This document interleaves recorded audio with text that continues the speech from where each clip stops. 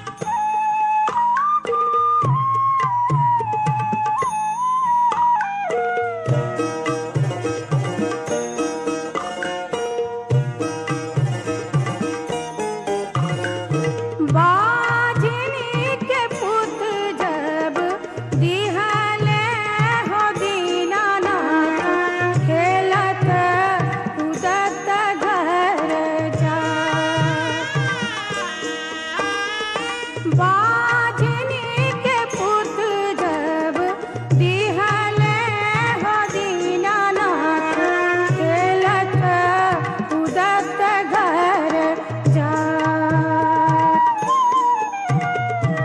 अन्हरा के आँख दिहले कोढ़िया के कायावा हंसता बोलत घर जा अन्हरा के आँख दिहले कोढ़िया के कायावा हंसता बोलत घर जा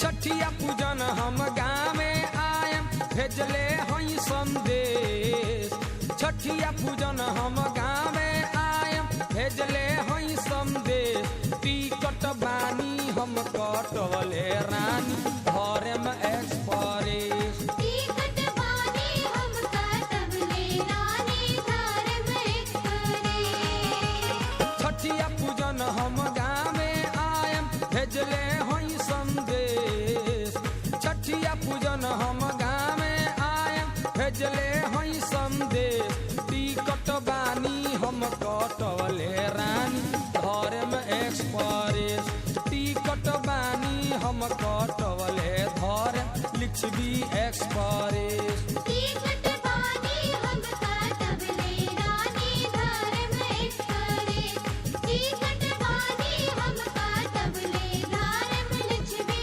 एक्सप्रेस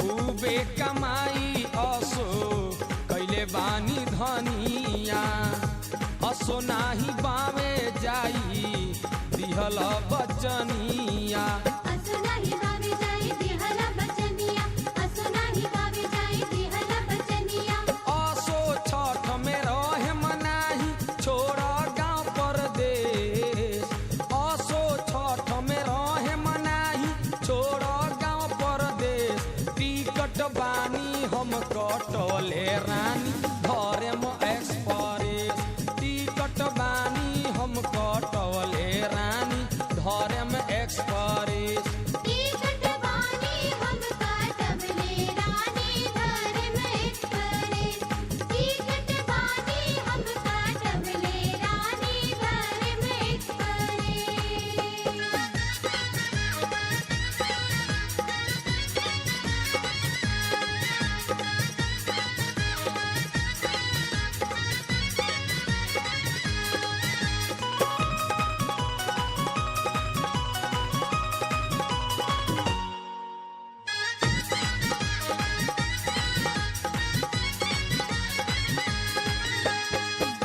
घर भरला कपड़ा के कलेनी की नामन सभे जाई छठ घाटे बरतिया पावन जय छठ घाट बरतिया पावन जय छठ घाट बरतिया पावन असो सहैया होई है सबक पर ब्रह्मा विष्णु महेश असो सहैया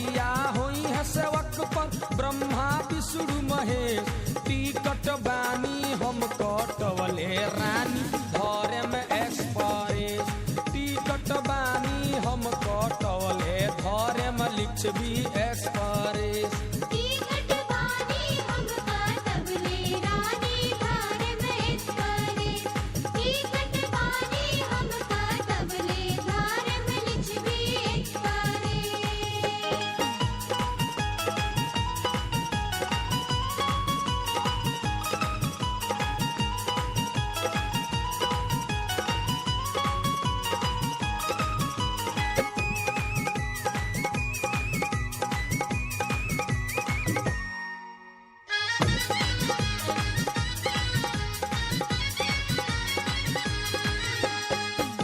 पतिया में लिखले मनवा के बतिया, तोहरे संग भूख बहमहू छठ के बरतिया।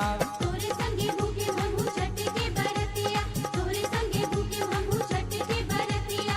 छठ परमेश्वरी मिटई है दुखावा, हरि है मन के कले। छठ परमेश्वरी मिटई है दुखावा, हरि है मन के कले।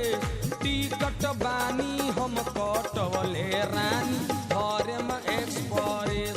टिकट बानी हम काटबले रानी धर्म एक्सप्रेस। छठिया पूजन हम गाँवे आयब, भेजले हई संदेश। छठिया पूजन हम गाँवे आयब, भेजले हई संदेश। टिकट बानी हम कटवले रानी धर्म एक्सप्रेस। टिकट बानी हम कटवले धर्म लिखबी एक्सप्रेस। टिकट बानी हम काटबले रानी धर्म एक्सप्रेस। टिकट बानी हम काटबले धर्म लिखबी एक्सप्रेस। टिकट बानी हम काटबले रानी धर्म एक्सप्रेस। टिकट बानी हम काटबले धर्म लिखबी एक्सप्रेस। ओम नमः शिवाय, ओम नमः शिवाय, ओम नमः शिवाय, ओम नमः शिवाय।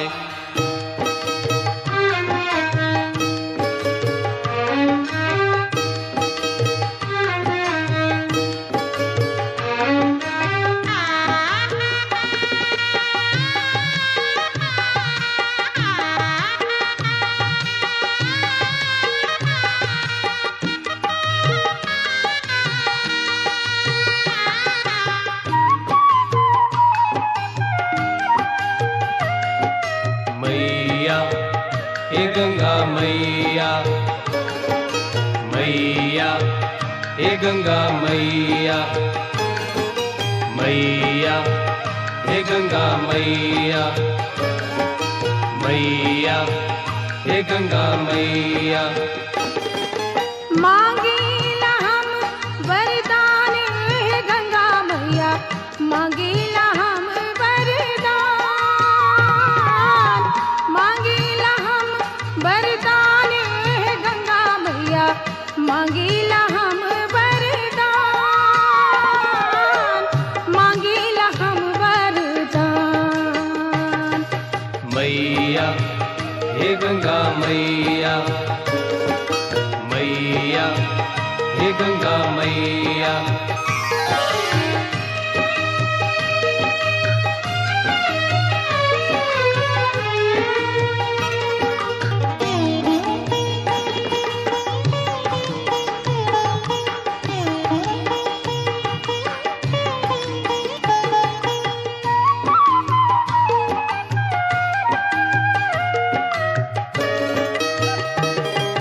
जनकपुर नैहर दीहा, सासुर बधपुर समान।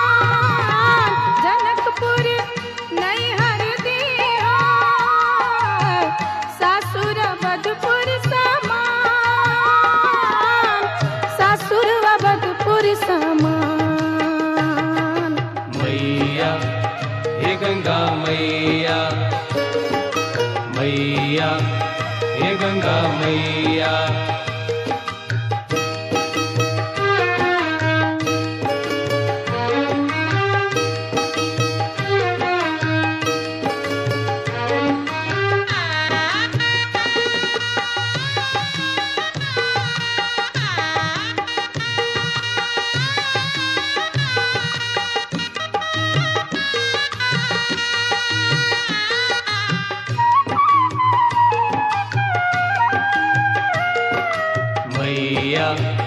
हे गंगा मैया, मैया हे गंगा मैया।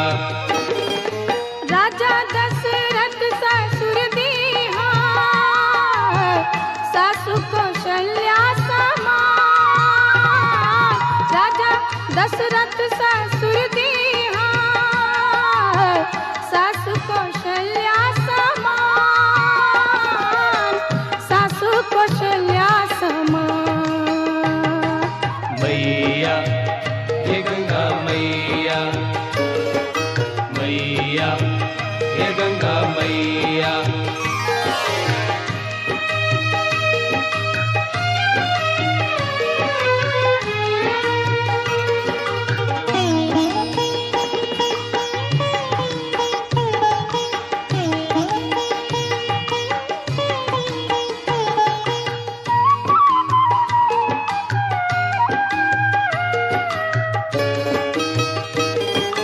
पार्वती हमरा बनैहा स्वामी शंकर समान। पार्वती हमरा बनैहा स्वामी शंकर समान, स्वामी शंकर समान। मैया हे गंगा मैया, मैया हे गंगा मैया।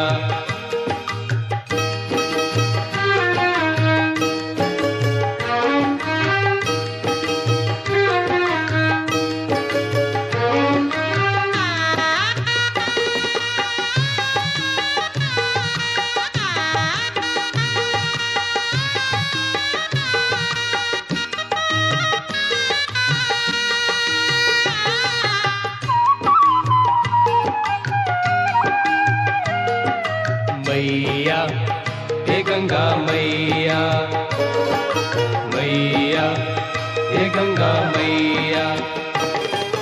राम जैसन बेटा तू दिया बेटी सीता समान। राम जैसन बेटा तू दिया बेटी सीता समान, बेटी सीता समान। मैया हे गंगा मैया, मैया हे गंगा मैया, मैया हे गंगा मैया।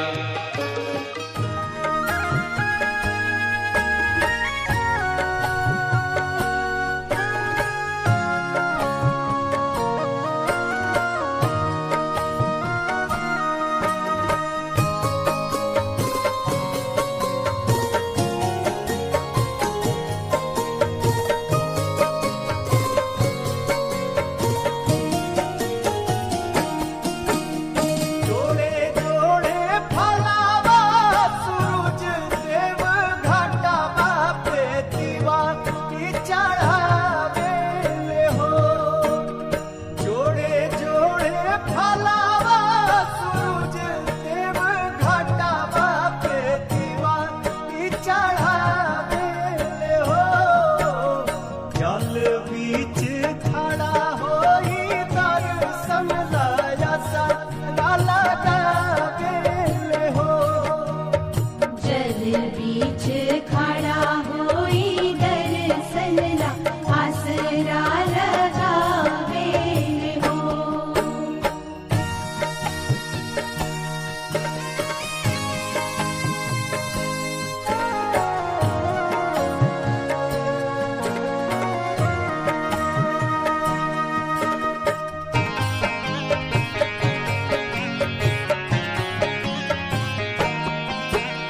शीतली बेअरिया शीतल तुझे पनिया, कब देव देवता तू आके दर्शनिया।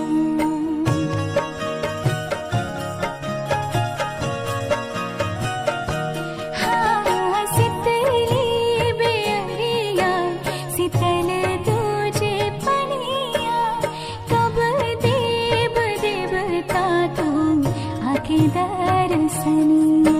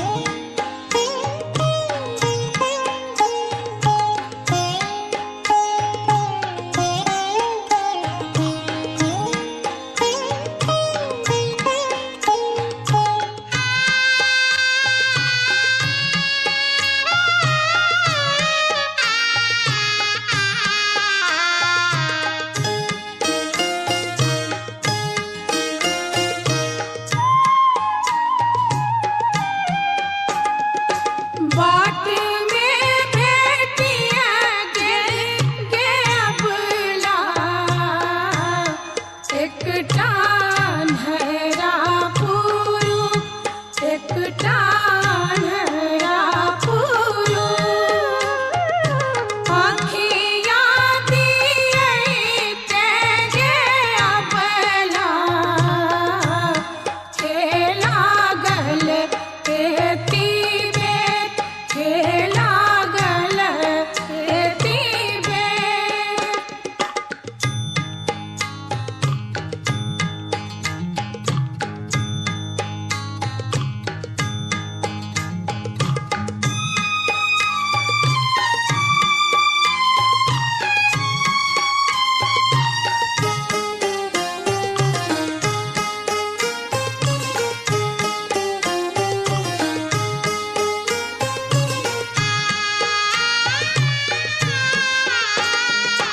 बाट में भेटिया गिर के अबला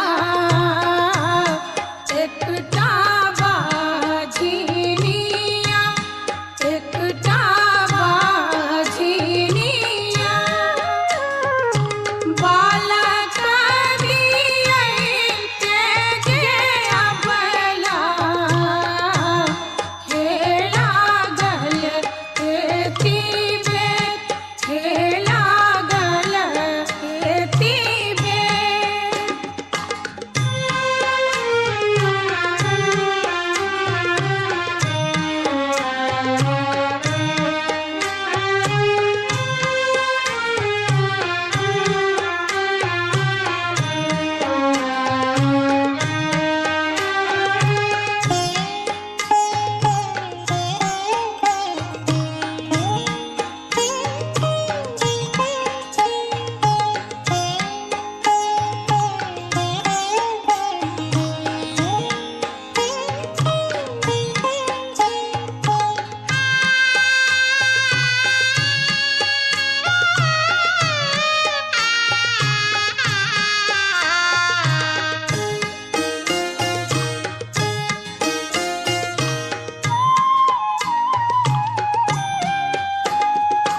बाट में भेटिया गेल गे अबला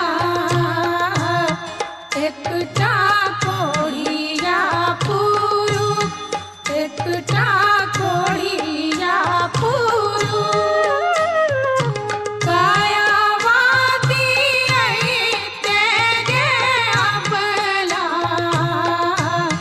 खेला गल खेती बेत खेला गल खेती बेत खेला गल खेती बेत खेला गल खेती बेत खेला गल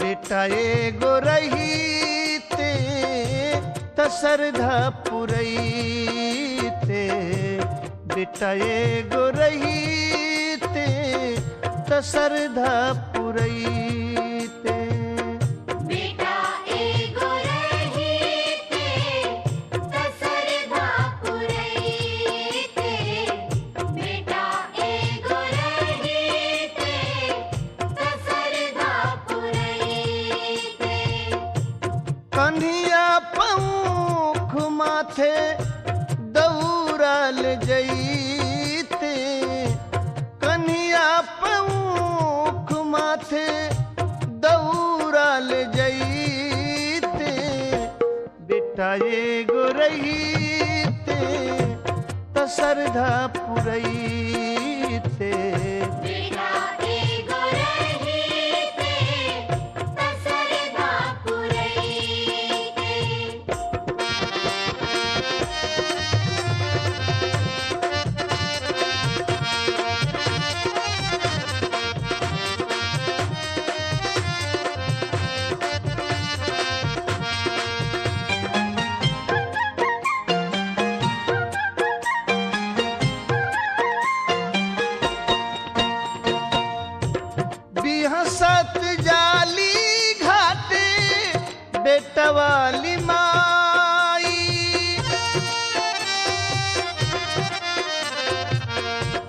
कबले बझिनिया के गोदिया भराई छठी घाटे हमरोनु कोसिया भरईते छठी घाटे हमारोनु कोसिया भरईते बेटा एगो रहीते त श्रद्धा पुरईते बेटा एगो रहीते त श्रद्धा पुरईते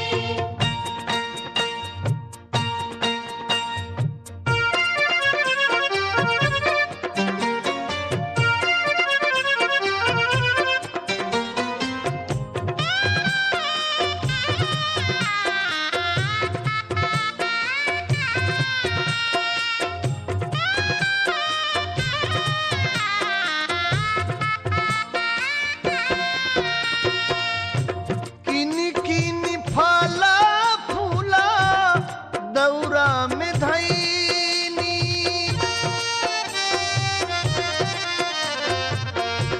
चले बेरी हम आशा हाय होई गईनी एही घरी माई खातिर बेटा काम अईते एही घरी माई खातिर बेटा काम अईते बेटा एगो रहीते त श्रद्धा पुरईते बेटा एगो रहीते त श्रद्धा पुरईते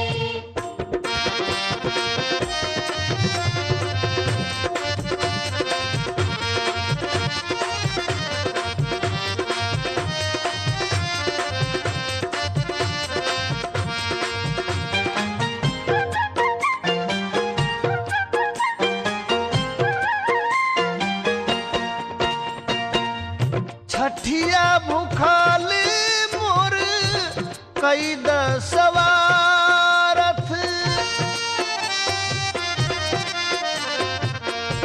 पूत बिनु सकाला पदारथ अकारथ खुश हो के घाट पर बाजा बजवईते खुश हो के घाट पर बाजा बजवईते बेटा एगो रहीते त श्रद्धा पुरईते बेटा एगो रहीते त श्रद्धा पुरईते कन्हिया पौख माथे दौड़ल जईते कन्हिया पौख माथे दौड़ल जईते बेटा एगो रहीते त श्रद्धा पुरईते बेटा एगो रहीते त श्रद्धा पुरईते बेटा एगो रहीते त श्रद्धा पुरईते बेटा एगो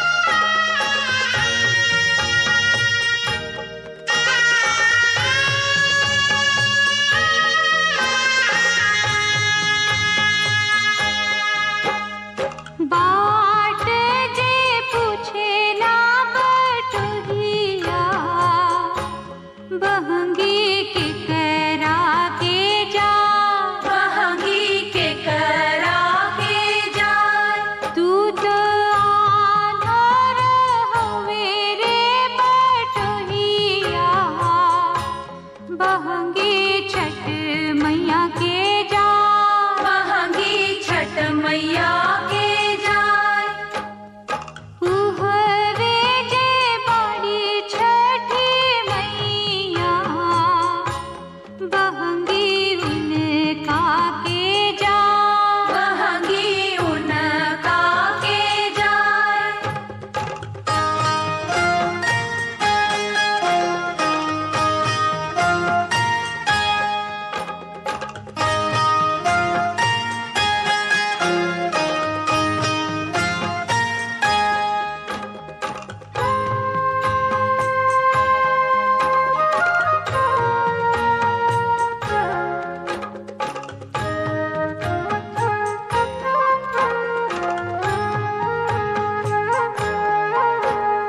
कांच ही बस के बहंगिया, बहंगी लचकत जा।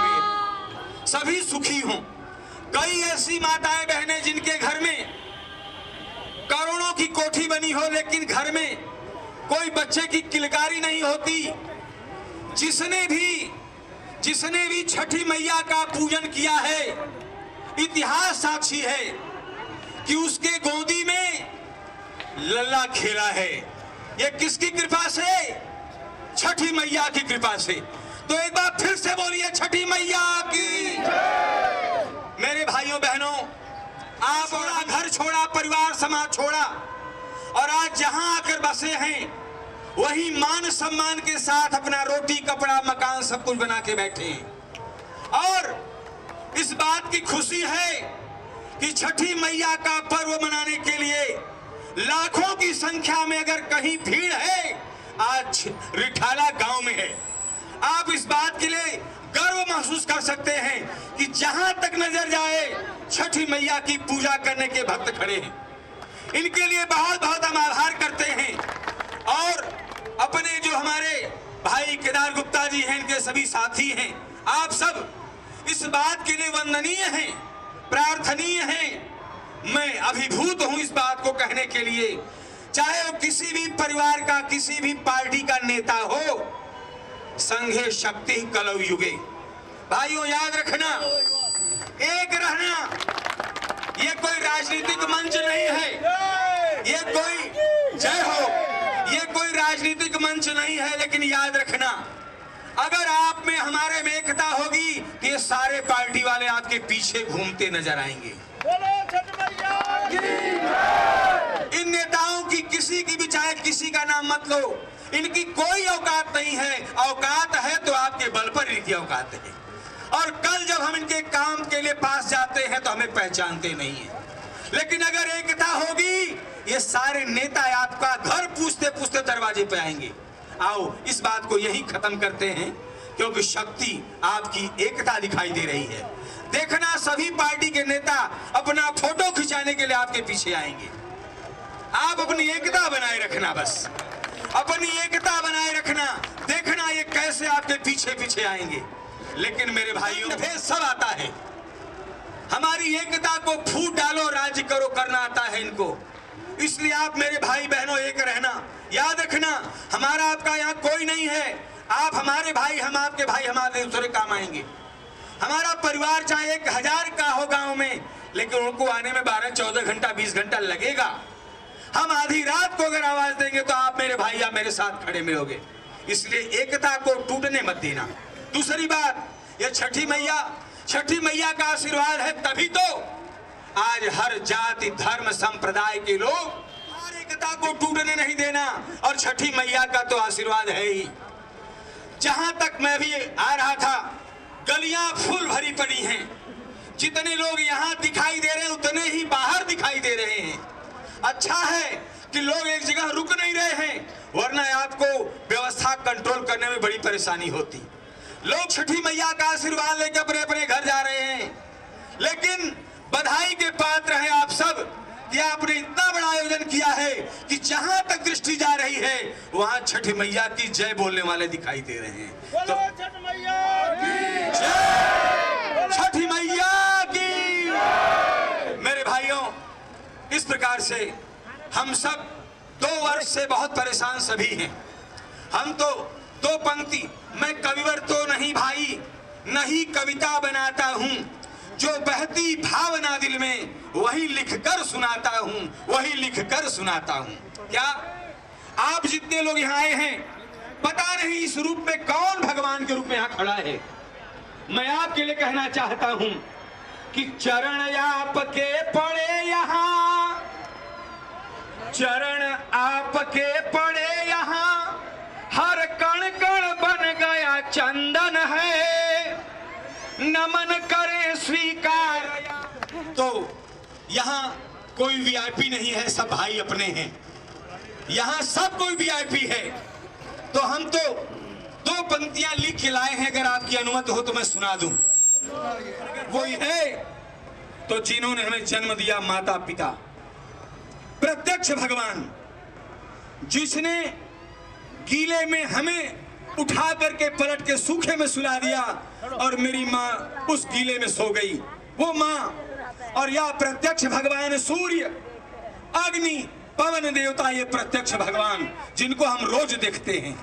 मेरे भाइयों, एक बात याद रखना, ये पर्व जरूर मनाओ, धर्म कर्म पूजा पाठ जब तक खूब करो, लेकिन ध्यान रहे कि जब तक माता पिता की सेवा नहीं करोगे तब तक हर कार्य अधूरा है। चाहे लाख करो तुम पूजा, चाहे लाख करो तुम पूजा, चाहे तीर्थ करो 1000, और मातु पिता को ठुकराया तो सब कुछ है बेकार। मातु पिता को ठुकराया तो सब कुछ है बेकार।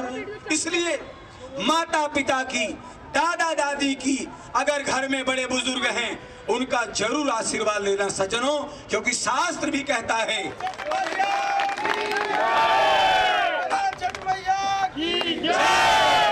इसलिए 7 नहीं 70 घाट को एक कर दो।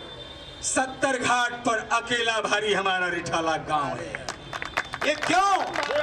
ये आपकी प्रेम और एकता है, ये आपकी एकता का परिचायक है, ये आपके प्यार का परिचायक है। जिन भाइयों को अपने गांव जाने का मौका नहीं मिला, मन के कोने में कहीं न कहीं पछतावा तो जरूर रहा होगा कि गांव जाता तो माताजी, पिताजी, परिवार से मिलता था। रोहन की मम्मी आ गई हैं, कृपया आए। यूं तो मनीष चौधरी भाई का आगमन जब जब होता है, कोई न कोई हमारी समस्याओं का समाधान ही करते हैं। हम सब के साथ दुख सुख में कंधे से कंधा मिलाकर चलते हैं। ऐसे हमारे प्यारे, हम सब के दुलारे भाई मनीष जी से निवेदन करूंगा कि मनीष चौधरी जी आज के दिन उपस्थित जन समूह को, सब छठ मैया के भक्तों को अपने शुभ शब्दों से, आशीर्वचनों से अभिभूत करें। भाई मनीष चौधरी जी।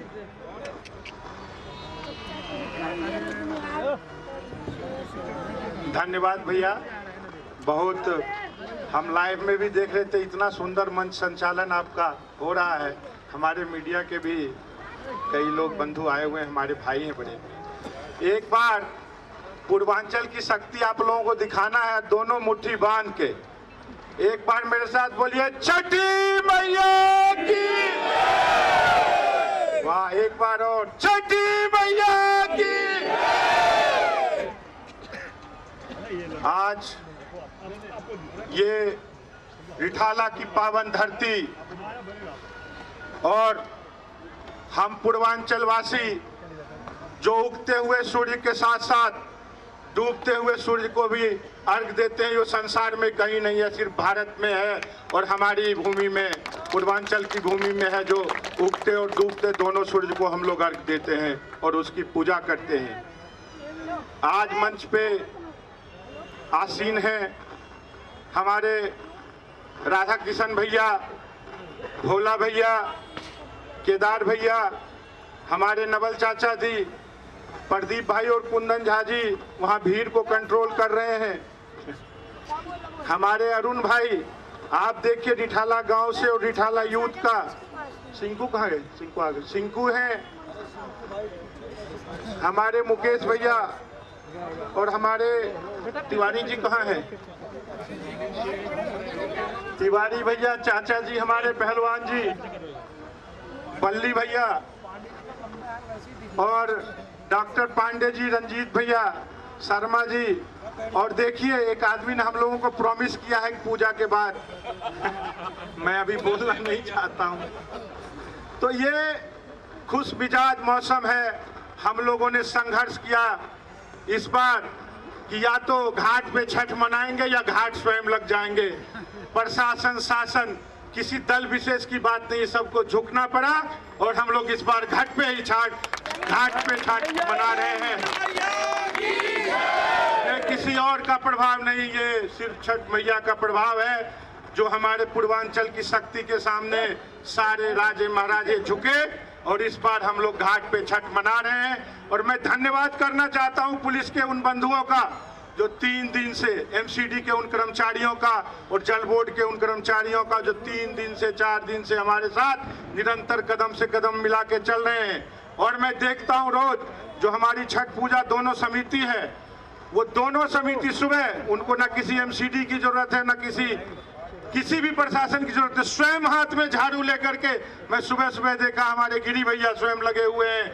हमारा एक एक कार्यकर्ता घाट को शुद्ध करने में, क्योंकि ये तो इस टाइम ऐसा लग रहा था कि पता नहीं कैसा होगा, हमारा त्योहार किस तरह से मनाया जाएगा और कैसा किया जाएगा, लेकिन सारे लोगों के सहयोग से, दलगत भावना से ऊंचा उठ के सबने सहयोग किया और ये त्योहार आज मनाया जा रहा है। मैं आप सभी को पूर्वांचल का बेटा होने के नाते मैं यही वो मंच है वो वहां लगा हुआ था और आप लोगों ने आशीर्वाद दिया।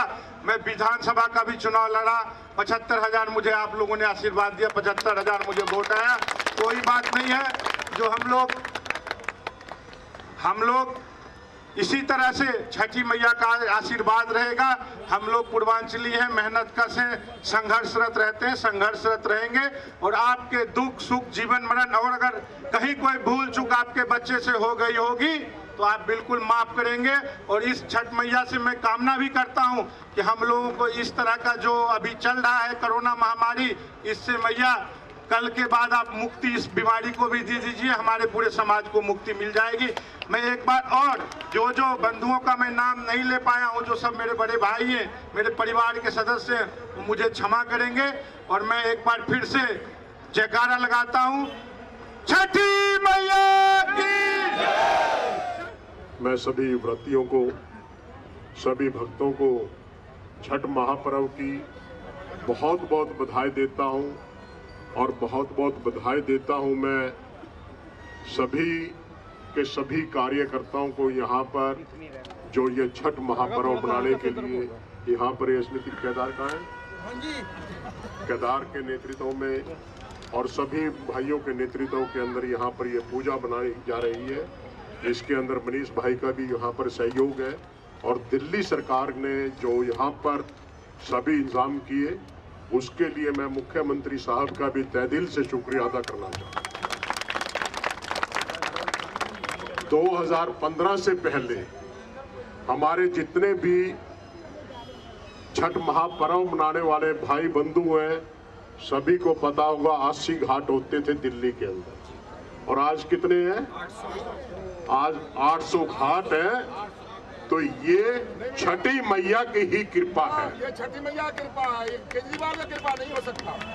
देखिए केजरीवाल जी की कृपा है या मैं छठी मैया की कृपा बोल रहा हूँ। भोला प्रसाद जी पहले ध्यान से सुन लो शब्दों को, रिकॉर्डिंग निकाल लेना। मैंने कहा ये छठी मैया की ही कृपा है। और सुनिए बात, एक मिनट, आप ही हैं। सुनिए बात, एक मिनट, छठी मैया का सहयोग है। छठी मैया का ही बोल रहा हूँ। काहे के लिए इतना यार घबरा यार? क्या मेरी आवाज में इतना दम है जो तेरे को घबराने पे मजबूर होना पड़ गया? छठी मैया की कृपा है कि लगातार 3 बार मुख्यमंत्री भी आप ही लोगों की वजह से अरविंद केजरीवाल बना। ये सही कर रहा हूँ, गलत कर रहा हूँ? ये सही है बात। और मैं बहुत साफ बात कहता हूँ, एक दूसरे का सम्मान करते हैं, एक दूसरे से प्यार करते हैं और एक दूसरे का सम्मान करते रहेंगे। चाहे राजनीति कहीं की किसी की भी हो, व्यक्तियों का सम्मान करना हम सीख लेंगे तो शायद किसी को भी कहीं पीछे मुड़ के देखने की जरूरत न पड़े। तो मैं छठी मैया से एक ही प्रार्थना करूंगा, हम सभी के अंदर वो सद्भाव दे, एक दूसरे के प्रति सम्मान करने की हमें वो शक्ति प्रदान करे। पूजाएं होंगी और सभी भक्तों का हम सम्मान करेंगे, ये मेरे शब्द।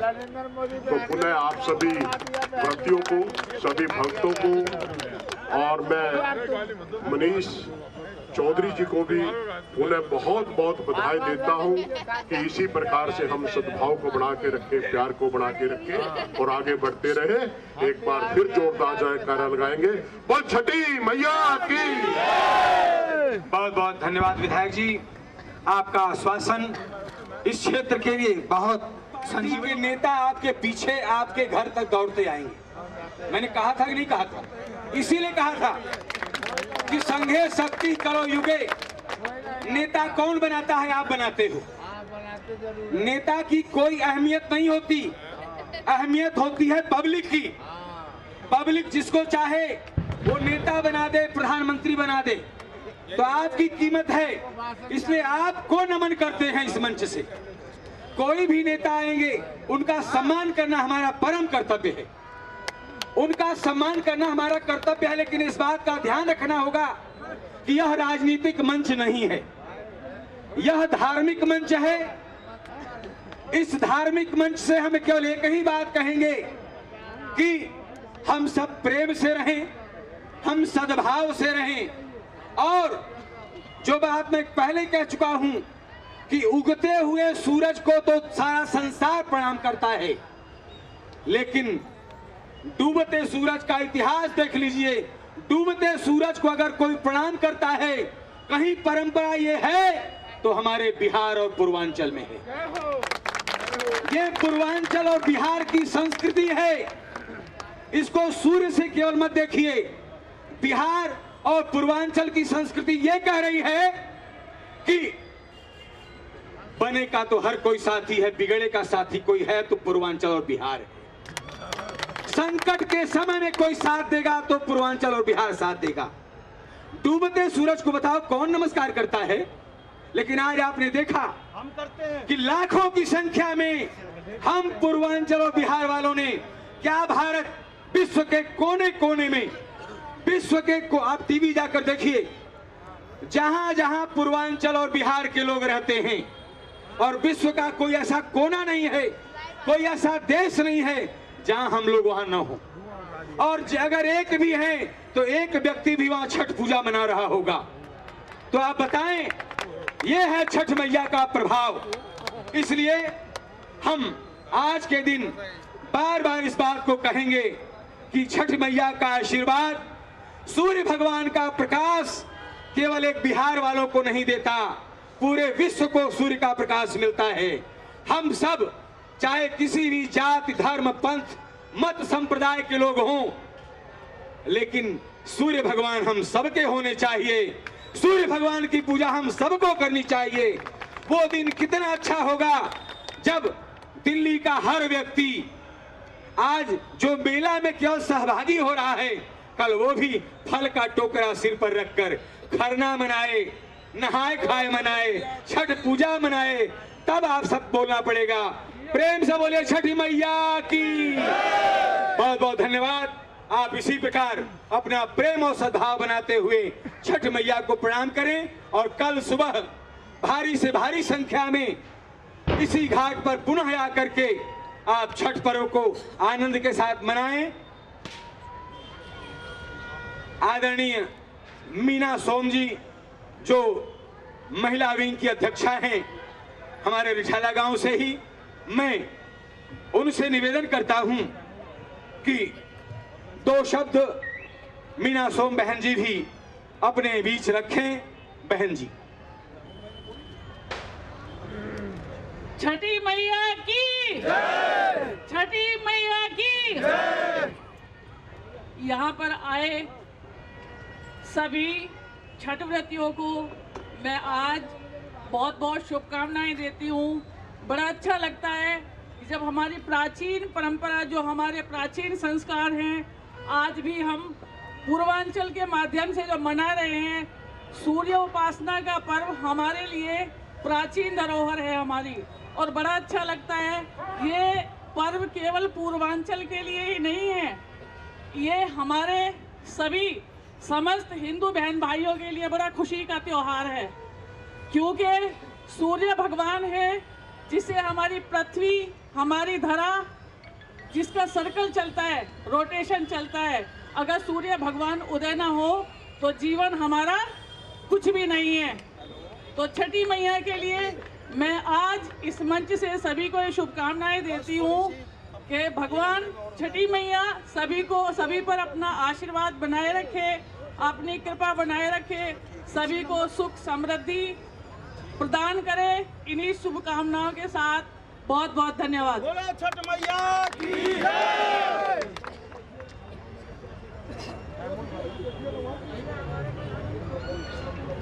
आदरणीय भाई साहब अपने 2 शब्द रखें हम सबके बीच। बहुत बहुत धन्यवाद।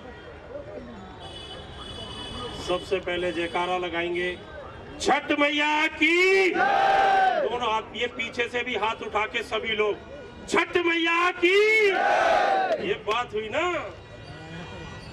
देखिए आप लोग जानते हैं, सभी कुछ बता दिया गया है आपको कि छठ क्यों मनाते हैं। पहले दिल्ली के अंदर हमारी 70 जगह पर छठ होती थी, आज दिल्ली के अंदर 800 जगह पर छठ मनाई जा रही है। अगली कड़ी में हजारों की तादाद में छठ घाट बनाएंगे और छठ मैया की इसी तरह पूजा करते रहेंगे। छठ मैया ने जिसने भी छठ मैया की ये पूजा करनी चालू करी है, उसके छठ मैया ने घर भर दिए हैं। छठ मैया महालक्ष्मी से उसका घर भरे और आपकी कामनाएं पूरी करे।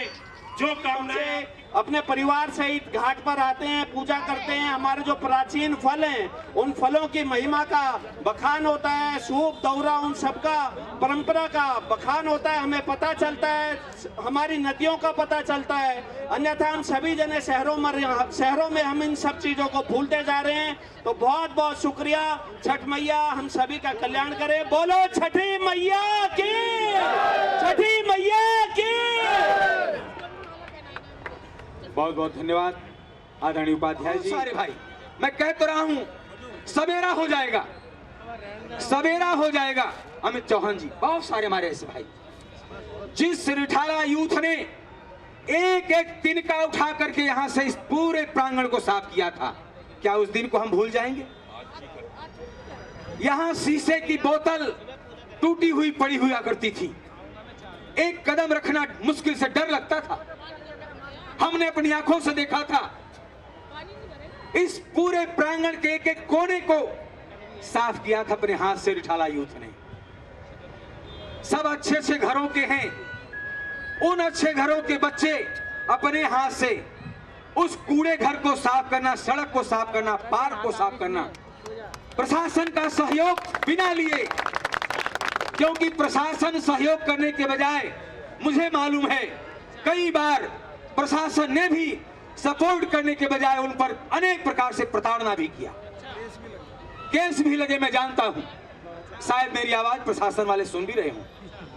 उनकी क्या मजबूरी थी मैं नहीं जानता, लेकिन अगर आज लाखों की संख्या में यहाँ आप छठ पर्व मना रहे हो, तो इस बात को भी याद रखिए कि छठ मैया का ही आशीर्वाद है जो रिठाला यूथ के नौजवानों के बीच में ये बात मन में आई कि पहले हम इसको साफ करेंगे।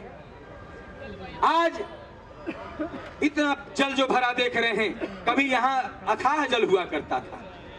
कुछ कमियां आई हैं, मैं समझ रहा हूं, और ये कमियां अगर कहीं आई हैं तो कहीं न कहीं हमारे मन में कोई भेद कर रहा है, कोई घर बैठिया बैठ रहा है हमारे मन में। हम अपने को संभाल लें, हम अपने को बिखरने न दे भाइयों। हम ये कहना चाहते हैं, आप एक रहेंगे तो आपकी ताकत बरकरार रहेगी। हमारे ये त्योहार, ये पर्व हैं, आप कभी कहीं खोचा कहते हैं, कहीं कुछ कहते हैं। आप बताइए, हम इंसानों के मुंह में ये लग गया तो छठ मैया से ये प्रार्थना करें ये मुंह से हट जाए, कम से कम एक दूसरे का हम चेहरा तो देख सके। कौन है? हमारी रोजी रोटी जिसकी प्रभावित हुई है उससे जाके पूछो, जिसकी कमाई छीन गई उससे पूछो, जिसके परिवार का एक कमाने वाला चला गया हो। इसलिए छठ मैया से बारंबार प्रार्थना करते हैं, हे छठ मैया, सबको निरोगी काया देना, सबके घर में अथाह माया देना।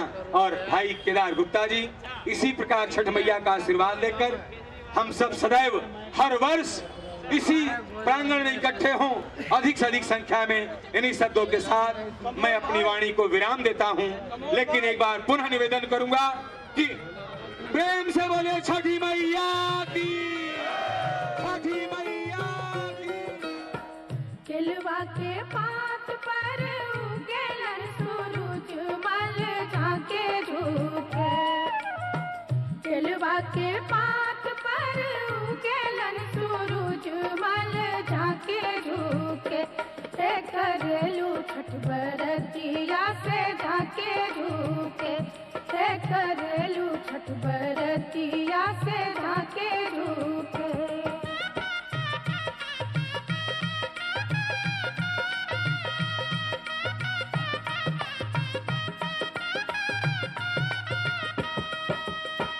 हम तो से पूछी बरतिया है, बरतिया से केकरा लागी। हम तो से पूछी बरतिया है, बरतिया से केकरा लागी, से करेलू छठ बरतिया से केकरा लागी, से करेलू छठ बरतिया से केकरा लागी।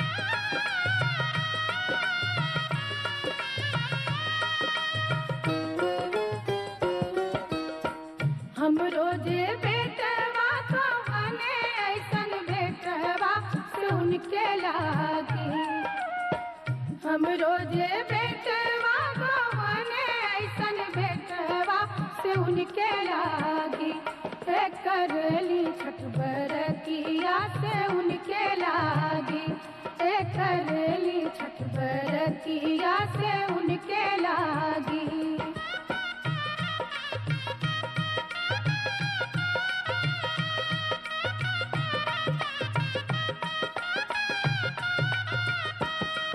अमरूदिया के पात पर उगेलन सूरज मल झाके झुके, अमरूदिया के पात पर उगेलन सूरज मल झाके झुके, हे करेलू छठ बरतिया से झाके झुके, हे करेलू छठ बरतिया से झाके झुके।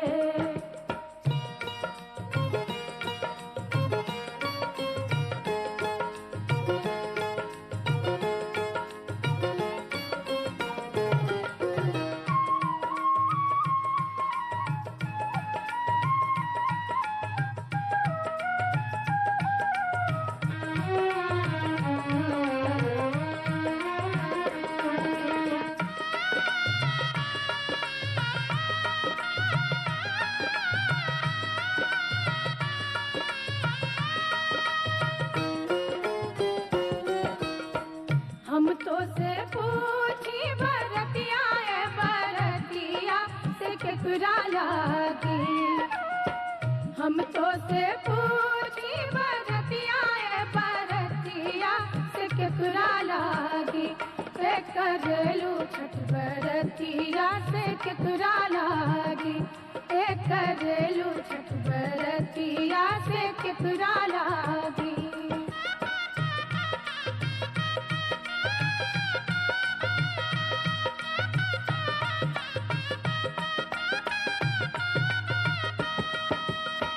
हम रोजे स्वामी कवन ऐसन स्वामी से उनके लागी। हम रोजे स्वामी कवन ऐसन स्वामी से उनके लागी। करेली छठ बरतिया से उनके लागी। करेली छठ बरतिया से उनके लागी।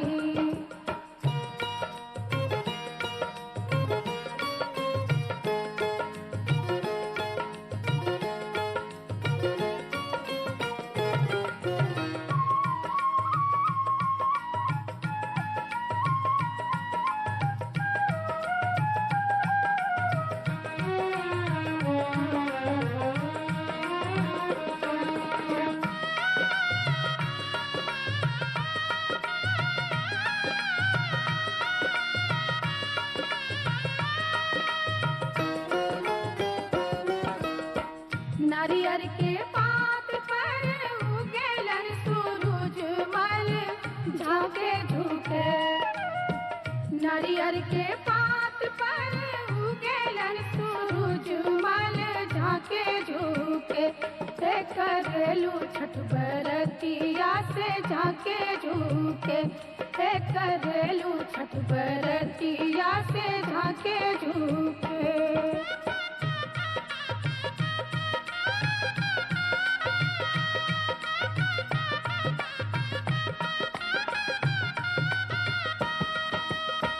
हम तो से पूछी बरतिया बरतिया से केकरा लागी। हम तो से पूछी बरतिया बरतिया से केकरा लागी। करेलू छठ बरतिया से केकरा लागी। करेलू छठ बरतिया से केकरा लागी।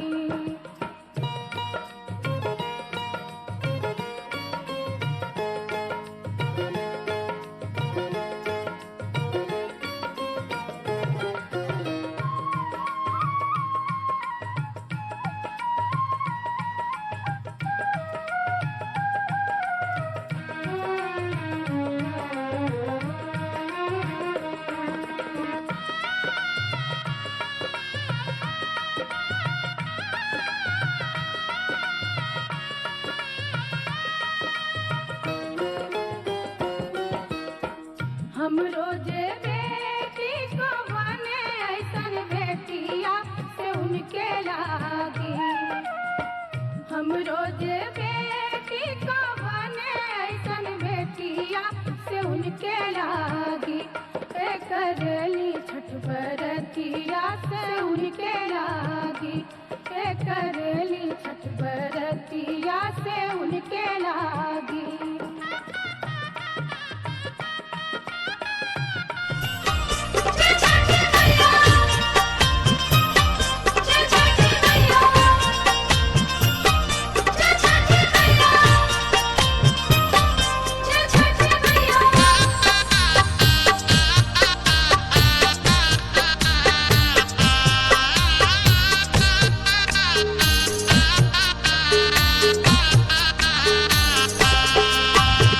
छठी माई के घाटवा कोयजन बाजन बाजा बजावाई हो।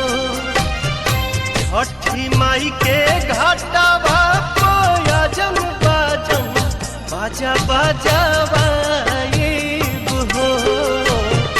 गोदिया में होई है बालकवा अर्घ देवे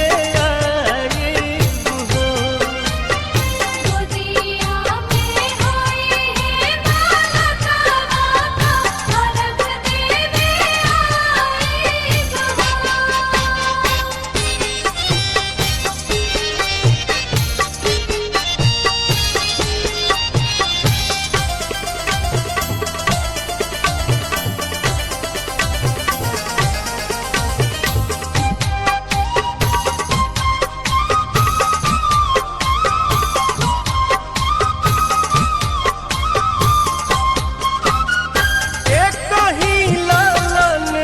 बिना छछने मनवा सुन सहन लागे हमरो घरवा अंगनवा पूरी जहिया दिलावा के लला सात जलसा कराइब हो पूरी जहिया दिलावा के लला सात जलसा कराइब हो गोदिया में होई है बालकवा त खुशी भरवाइब हो गोदिया में होई है बालकवा त अलग देवे आइब हो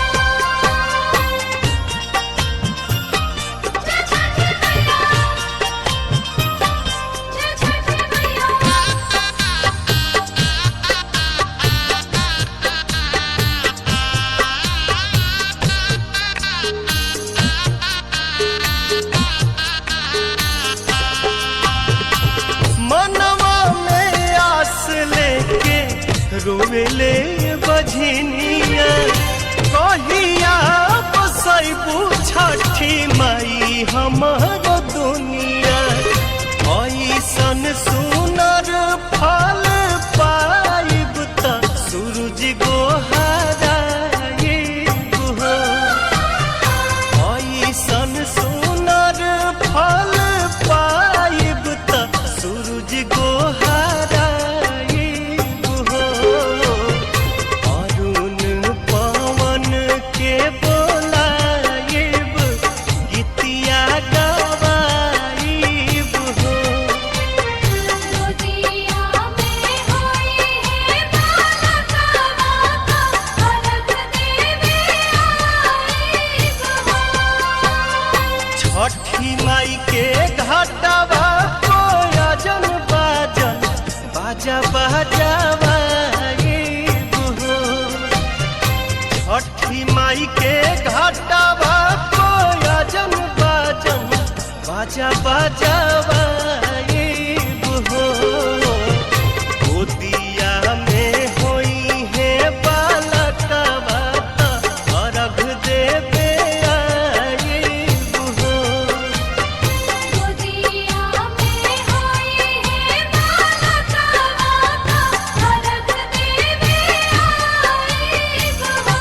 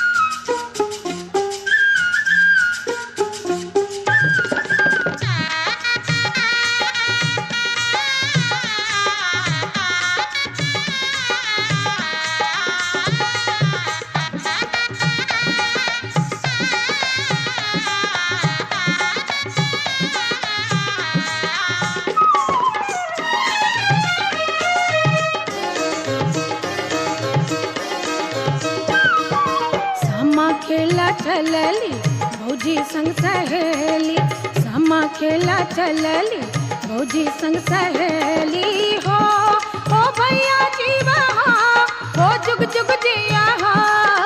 सामा खेला चलली भौजी संग सहेली, सामा खेला चलली भौजी संग सहेली हो भैया जीवा हो जुग जुग जिया हो। सामा खेला चलली भौजी संग सहेली।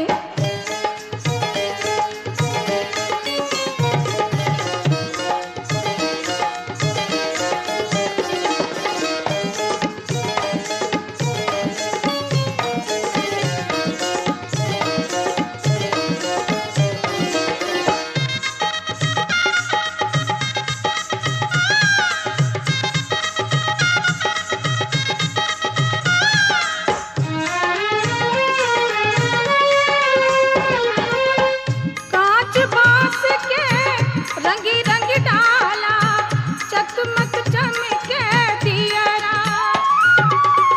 कांच बांस के रंगी रंग डाला, चकमक चमके दियरा।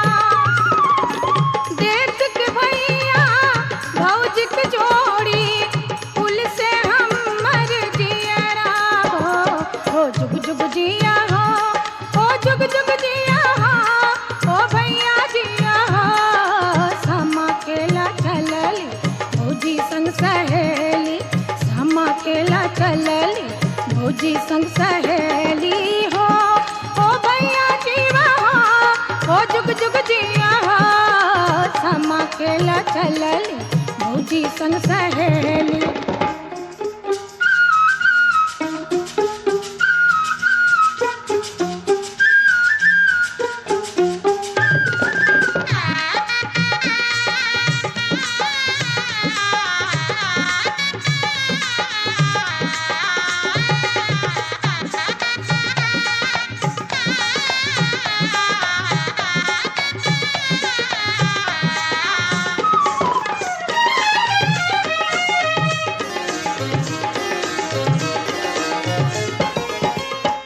स्वर्ग परिसन गगन से उतरल हमर बहुआ गोर।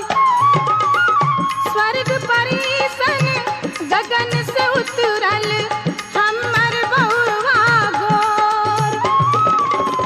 सबके आंगन बहुआ नाचे जही नभ का भोर हो जुग जुग जिया हो भैया जिया हो जुग जुग जिया हो।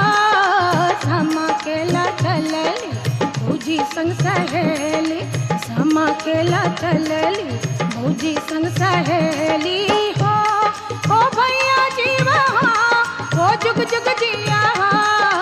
सामा खेला चलली भौजी संग सहेली।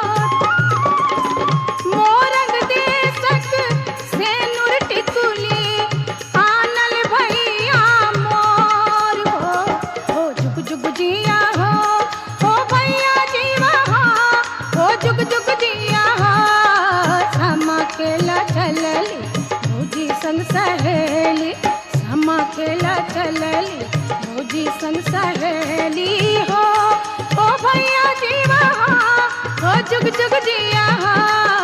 सामा खेला चलली भौजी संग सहेली।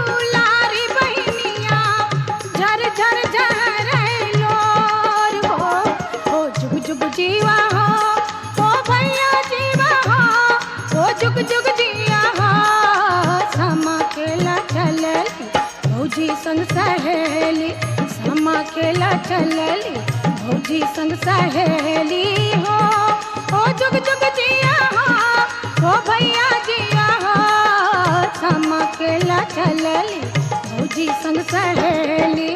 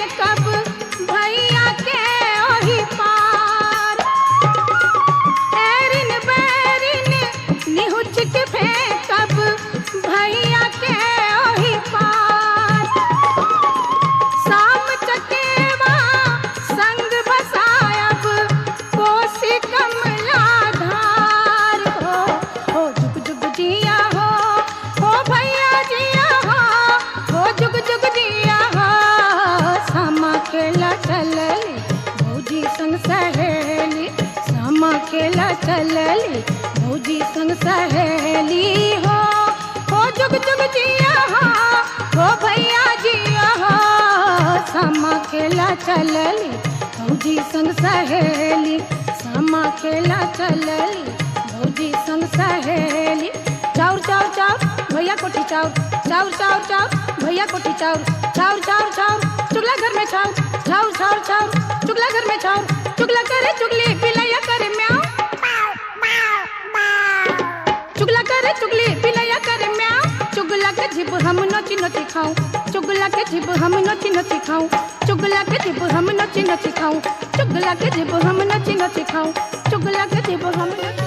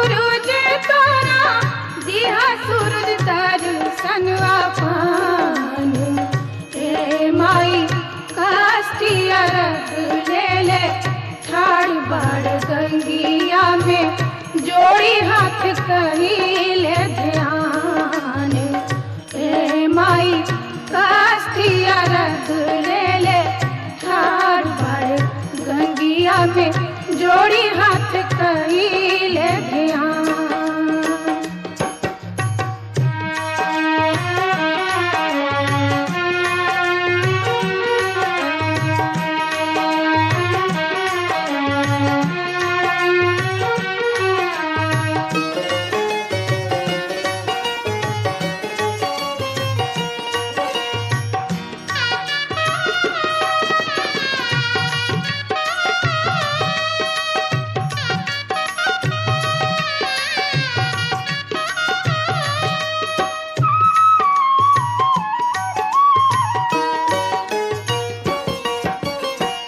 कोने खेत जनमल धान सुधान हो, कोने खेत डठहर आन।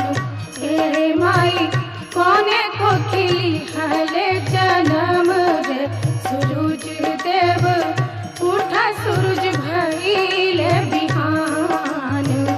हे माई कोने को खिली हले जन्म रे सूरज देव उठा सूरज भइले बिहान। हे माई कोने खेत जनमल धान सुधान हो, कोने खेत डठहर पान। हे माई कोने खेत डठहर पान। हे माई कोने खेत डठहर पान। बोलो छठ मैया की।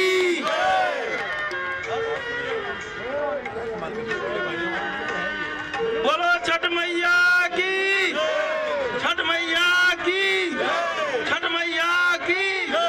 बोलो छठ मैया की। बोलो छठ मैया की। बोलो छठ मैया की।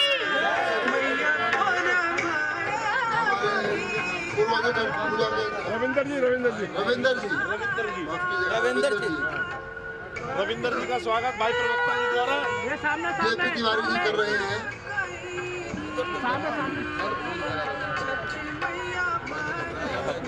सभी सेवादार बोल छठ मैया की। जगत जननी माँ छठी की।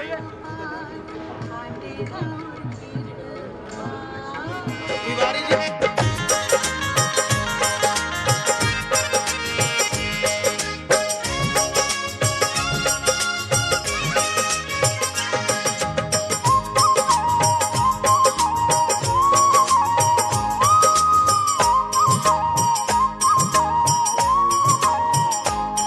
आवो दीनानाथ जल बिच खाड़ बानी कांपेला बदनवा दर्शन दीहिए दीनानाथ। आहो दीनानाथ जल बिच खाड़ बानी कांपेला बदनवा दर्शन दीहिए दीनानाथ। आवो दीनानाथ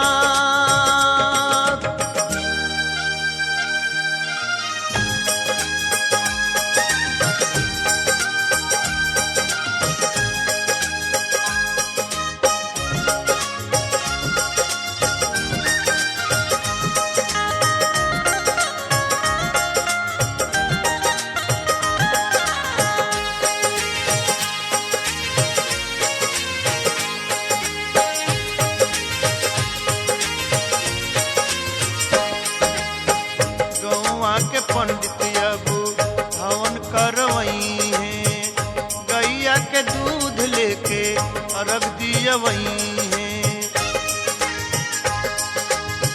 गौवा के पंडित अब हवन करवई है, गैया के दूध लेके अर्घ दिवई है।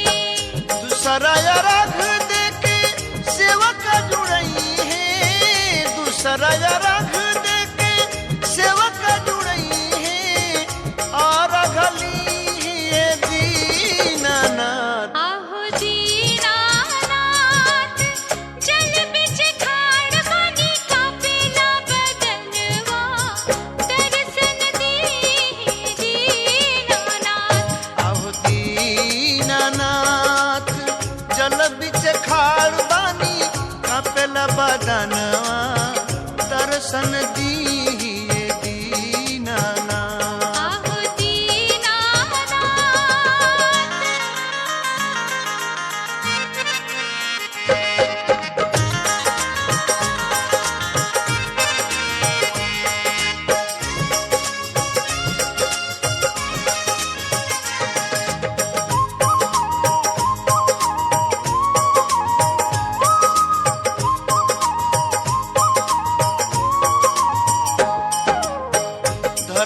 के सारा जीव रौरे से बाड़े सगुण सछात देव सब मान ताड़े